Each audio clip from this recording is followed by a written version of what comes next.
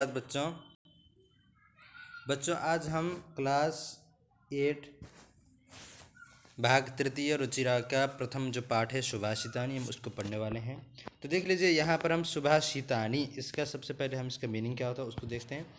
सुभाषितानी में दो शब्द हैं, एक है सुभाषित, है ना, तो उसी का बहुवचन में सुभाषितानी बनता है। जैसे फलम फले फलानी का बहुवचन में जिस प्रकार से नपुंसक लिंग में रूप बनता है, वैसे ही सुभाषितम सुभाषिते सुभाषितानी। तो देखो सुभाषितानी में दो शब्द हैं, एक है सु और दूसरा है भाषितानी। तो यही लिखा, सु का मतलब होता है अच्छा और भाषित का मतलब होता है वचन। तो सु प्लस भाषित इन दो शब्दों के मेल से संपन्न होता है। सु का अर्थ सुंदर मधुर तथा भाषित का अर्थ है वचन। ठीक है, इस तरह सुभाषित का अर्थ सुंदर अथवा मधुर वचन है। प्रस्तुत पाठ में यह जो सुभाषितानी पाठ है उसमें सूक्ति मंजरी, नीति शतकम, मनुस्मृति, शिशुपाल वधम, पंचतंत्रम से रोचक और विचारप्रक श्लोकों को संग्रहित किया गया है। ठीक है, ऐसे रोचक श्लोक हैं जो हमारे जीवन में एक उत्प्रेरणा प्रदान करेंगे और हमारे जीवन को आगे बढ़ाने में मदद करेंगे। इस तरह के जो श्लोक हैं उनको यहाँ पर संग्रहित किया गया है, अर्थात लिया गया है। ठीक है बच्चों, तो देखिए हम पहला श्लोक पढ़ते हैं। गुणा गुणज्ञेषु गुणा भवन्ति ते निर्गुणं प्राप्य भवन्ति दोषाः सुस्वादुतोयाः प्रभवन्ति नद्यः समुद्रमासाद्य भवन्त्यपेया। ठीक है बच्चों, तो देख लीजिए इसका मीनिंग क्या है। गुण मतलब गुण। ठीक है, गुणज्ञेषु मतलब होता है गुणवान। ठीक है, तो गुणवान व्यक्तियों में जब गुण होते हैं तब वास्तव में वे गुण रहते हैं, अर्थात गुण ही होते हैं। अर्थात गुणज्ञेषु गुणवान व्यक्तियों के जो गुण होते हैं वास्तव में वही गुण के लायक होते हैं। ठीक है, तो गुणज्ञेषु मतलब गुणवान व्यक्ति में जो पहला गुण है मतलब गुण, तीसरा जो गुण शब्द है गुण ही होते हैं। भवंती मतलब होते हैं, अर्थात कहे जाते हैं। ते मतलब वे जो गुण हैं। ठीक है, अर्थात गुणवान व्यक्तियों में होने वाले जो गुण हैं वे निर्गुण का मतलब होता है गुणहीन। ठीक है, गुणहीन मतलब जिसमें गुण नहीं रहता है। जिन व्यक्तियों में गुण नहीं रहता है ऐसे व्यक्तियों को हम निर्गुण बोलते हैं, है ना। सगुण अथवा निर्गुण, अथवा गुणवान अथवा गुणरहित, गुणहीन। तो ते मतलब वे ही गुणवान व्यक्तियों में रहने वाले जो गुण हैं निर्गुणम प्राप्य, निर्गुण व्यक्तियों के साथ लगने पर भवन्ति दोषा, वही दोष बन जाते हैं। अर्थात गुणहीन व्यक्ति गुणवान व्यक्तियों में होने वाले जो गुण हैं उनको भी दोष ही देखने लगता है, अथवा वो व्यक्ति निर्गुण व्यक्तियों के संपर्क में आने पर उनके गुण भी दोष में बदल जाते हैं। ठीक है, तो इसका दो लाइन का अर्थ ये हुआ कि गुणज्ञेषु गुणवान व्यक्तियों में जो गुण होते हैं वास्तव में वो ही गुण कहे जाते हैं। ठीक है, और वो ही गुण अगर निर्गुण व्यक्तियों के संपर्क में आते हैं, प्राप्य मतलब संपर्क में आते हैं, तो क्या होते हैं, दोष बन जाते हैं। ठीक है बच्चों, जैसे अब इसके बाद बताया गया है कि देखिए सुस्वादु तोयाः, देख रहे हो, सुस्वादु, सु मतलब अच्छा। अभी हमने सुभाषित में भी सु का मीनिंग बताया। तो सु मतलब मधुर, स्वादु मतलब स्वादिष्ट, अत्यंत सुस्वादु मतलब अत्यंत स्वादिष्ट। तोय का मतलब होता है जल। ठीक है, तो तोय मतलब होता है जल।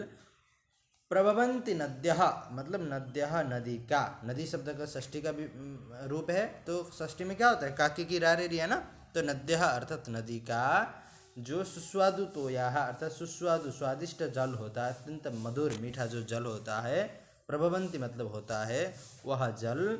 ठीक है, वह जल क्या होता है, तो समुद्रम आसाद्य, समुद्र में आसाद्य का मतलब होता है पहुँचकर। ठीक है, तो आसाद्य मतलब पहुँचकर भवन्ति अपेयाः। देखो भवन्ति अपेयाः, मैंने आप लोगों को यहाँ पर संधि सिखाया था, वो आ गया। कैसे, देखो भवन्ति में क्या है, लास्ट में ई है और अपेया में अ है ना। तो ई और अ की जगह पर क्या होता है, यण संधि होता है ना। तो यण संधि होकर ई के जगह पर यह आता है आधा वाला, तो भवन्त्यपेया। ठीक है, तो इस तरह से इसमें बन जाता है। ठीक है, तो देखिए इसका कहने का मतलब है कि अत्यंत स्वादिष्ट जो नदी का जल है वह जिस प्रकार से समुद्र में जाकर मिलने पर खारा होता है और अपेय होने लगता है, जिसको हम पी नहीं सकते उसको हम अपेय बोलते हैं। समुद्रम आसाद्य, समुद्र में आसाद्य अर्थात पहुंचकर जाकर।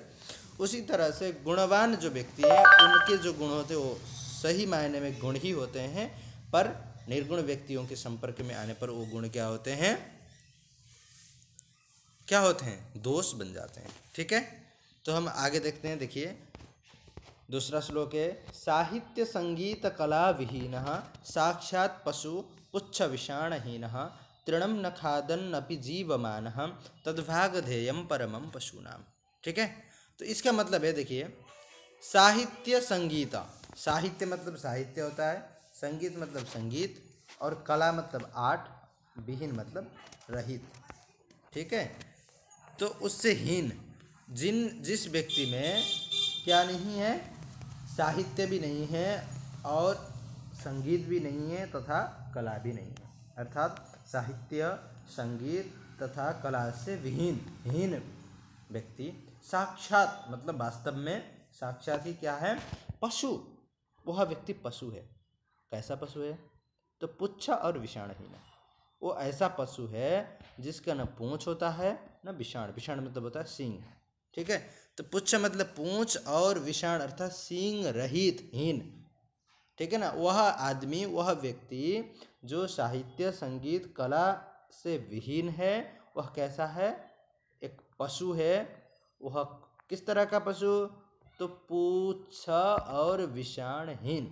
ठीक है, पूंछ और सींग से रहित पशु है। वास्तव में वह व्यक्ति पशु के समान है, इसका कहने का मतलब, बल्कि पशु से भी बदतर है, उससे अच्छे तो पशु होते हैं, यहाँ कहने का मतलब यह है। ठीक है, कैसे, तो तृणम न खादन अपि जीवमान तद्भागधेयम परमम पशूनाम। तृणम, तृणम का मतलब होता है घास। ठीक है, तो तृणम मतलब घास होता है, खादन मतलब खाते हुए भी, है ना। अब न लगा दिया तो न खाते हुए, तो कहीं पर भी अगर किसी शब्द के अंत में जैसे खादन अन आ गया, खाद अन तो खाते हुए, जैसे गच्छति मतलब जाना होता है तो गच्छन हमने लगा दिया तो जाते हुए, कंटिन्यू की बात आएगी। चलन, चलति मतलब चलना, चलन चलते हुए। पठति मतलब पढ़ना होता है तो पठन पढ़ते हुए। ठीक है, तो इसको भी आपको ध्यान रखना है, ये सब भी आपको जानना है। ठीक है, तो देखिए तृणम मतलब घास, न खादन नहीं खाता है वो व्यक्ति, क्योंकि वो आदमी है तो घास तो नहीं खाएगा ना, है ना। तो तृणम न खादन अपि जीवमान, फिर भी वो जी रहा है। तो ये बड़ी बात पशुओं के लिए है कि वह घास नहीं खाता है। तद भागधेयम, तत् मतलब ऐसा जो काम कि घास न खाते हुए भी वह व्यक्ति जी रहा है, ऐसा जो काम है वो क्या है, तद भागधेयम परमम पशूनाम, वह पशुओं के लिए भाग्य की बात है। क्यों, अगर वह व्यक्ति घास भी खाने लग जाए तो पशुओं के लिए तो घास भी नहीं बचेगा, पशुओं को घास भी नहीं खाने देगा। अगर घास खाने पशु आएंगे तो भगा देगा। ठीक है, तो ये कह रहे हैं कि साहित्य संगीत और कला से विहीन जो व्यक्ति होता है वह साक्षात पशु है। वो कैसा पशु है कि पूंछ और सींग रहित पशु है, और यह पशुओं के लिए बड़ी बात है कि वो घास नहीं खाता है और बिना घास खाए जी रहा है ना, क्योंकि ये पशुओं के लिए भाग्य की बात है। अगर वो घास खाने लग जाएगा तो पशुओं के लिए घास खाना नामुमकिन हो जाएगा, है ना, यही बात है। समझ गए दूसरा श्लोक का मीनिंग। तो आगे देखिए, लुब्धस्य नश्यति यशः पिशुनस्य मैत्री नष्टक्रियस्य कुलमर्थपरस्य धर्मा विद्याफलम व्यसनिनः कृपणस्य सौख्यम राज्यम प्रमत्त सचिवस्य नराधिपस्य। बहुत ही अच्छा श्लोक है, देखिए। ठीक है, तो सबसे पहले हम देखते हैं लुब्धस्य। लुब्धस्य मतलब होता है जो लोभी, जो लोभी व्यक्ति होता है। लुब्धस्य, लोभी व्यक्ति का नश्यति नष्ट होता है क्या, यश। ठीक है, जो लोभी व्यक्ति होता है उसका यश नष्ट होता है। पिशुन, देखो पिशुन का मतलब होता है चुगलखोर, समझते हो ना, चुगल मतलब इधर की बातें उधर लगाना, उधर की बातें इधर लगाना, ऐसे जो व्यक्ति होते हैं पिशुन, तो उनको बोलते हैं पिशुन। तो पिशुनस्य षष्ठी है, तो पिशुन का मैत्री, पिशुन की जो है मैत्री मतलब मित्रता, नश्यति खत्म होता है, तो दोनों को लाकर नश्यति में जोड़ना है हमें। तो लुब्ध मतलब लोभी व्यक्ति का यशः नश्यति, यश नष्ट होता है। और पिशुनस्य मतलब जो चुगलखोर व्यक्ति होता है उसका चुगलबाजी जिसको बोलते हैं ना, तो चुगलखोर जो व्यक्ति है उसकी मैत्री अर्थात मित्रता नश्यति, नष्ट हो जाती है। ठीक है, अब आगे देखिए नष्ट क्रियस्य, क्रिया मतलब क्या होता है, कार्य, क्रिया, नष्टस्य जिसकी क्रिया नष्ट है अर्थात जो काम नहीं करता, अपने कामों को जो नहीं करता है उसका कुलम, उसका क्या होता है, कुल ही नष्ट हो जाता है। समझ गए, अर्थात जो व्यक्ति काम नहीं करता है, क्रियाशील नहीं है, एक्टिव नहीं है, बस केवल खाना पीना सोना, ऐसा व्यक्ति है तो उसका कुल ही खत्म होता है। क्यों, क्योंकि कुल उन्नति नहीं कर पाएगी, है ना, तो कुल के लिए उन्नति करने का जो मार्ग है वो बंद हो जाएगा, इसलिए उसका कुल नष्ट होता है। और तो अर्थपरस्य धर्म, अर्थपर का मतलब होता है, अर्थ मतलब होता है धन, ठीक है, तो अर्थ मतलब होता है धन, तो अर्थ पर मतलब धन में, पर मतलब होता है धन का लालच, धन में जो ज़्यादा ही लालच रखता हो, अर्थात धन के लिए ही सब कुछ न्योछावर करने लगता हो, पैसे के आगे अपना परिवार भी त्याग रहा है, सब कुछ त्याग रहा है, ऐसा जो व्यक्ति है उसका धर्म भी नष्ट हो जाता है। ठीक है, अब आगे देखिए विद्या फलम व्यसनिना। हाँ, व्यसनिना मतलब क्या होता है, व्यसना मतलब होता है किसी चीज़ का, किसी चीज़ में हमारी आदत, कुलत जिसको बोलते हैं, है ना, तो कुलता को हम बोलते हैं व्यसन।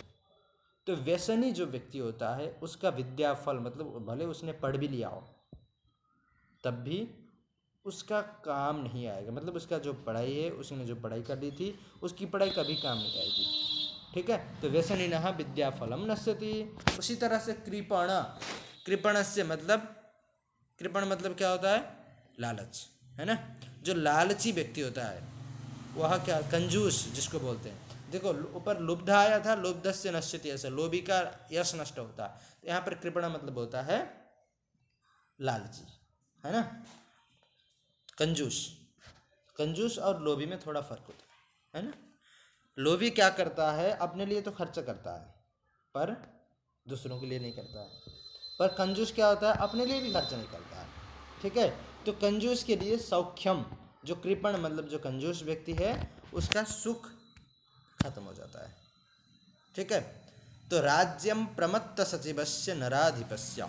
अब देखो नराधिप मतलब होता है राजा, जो नराधिप है राजा का क्या होता है, राज्य ही खत्म होता है। कैसे खत्म होता है, तो प्रमत्त सचिवस्य, अगर राजा का, नराधिपस्य प्रमत्त सचिवस्य, है ना, प्रमत्त मतलब होता है मता हुआ अथवा पागल। ठीक है, प्रमत्त के दो मीनिंग होते हैं, मता हुआ, पागल अथवा सन की। ठीक है, तो हम यहाँ पर सन के लेंगे तो बेटर मैच करेगा। तो प्रमत्त सचिव मतलब जो सन की सचिव होता है, सचिव से यहाँ पर जो महासचिव होते हैं या जो मंत्री होते हैं उन सबको लिया गया है। तो प्रमत्त सचिव अर्थात सन की जो मंत्री होते हैं, ऐसा जो नराधिप अर्थात जो राजा, उसका क्या होता है, राज्यम नश्यति, उसका राज्य ही खत्म हो जाएगा। ठीक है बच्चों, समझ में आ गया, अगर कोई समझ में नहीं आता है तो पूछ लेना। ठीक है, तो इन सभी जो श्लोक हैं, 3 श्लोक आज हमने पढ़े, तीनों श्लोकों को आप अच्छे से रियलाइज कर लीजिए, 1-2 बार सुन लीजिए, उसके बाद सभी श्लोकों के श्लोक के साथ उसके नीचे अर्थ और भावार्थ, श्लोक अर्थ और भावार्थ। ठीक है, 2 अलग अलग होते हैं। श्लोक का अर्थ होता है जैसे मैंने बता दिया नीचे, लुब्धस्य जो लोभी होता है उसका यश नष्ट होता है, पिशुन का मैत्री नष्ट होता है ना, ये हुआ भाव अर्थ, और इसका भावार्थ मतलब तात्पर्य अर्थ। उन दोनों को अलग अलग लिख के मुझे सेंड करना है। ठीक है, मैं आपको मेंशन कर दूंगा होमवर्क में, ठीक है, असाइनमेंट में मेंशन कर दूंगा, आप वहीं पर प्राइवेट मैसेज भेजेंगे मुझे। ठीक है बच्चों।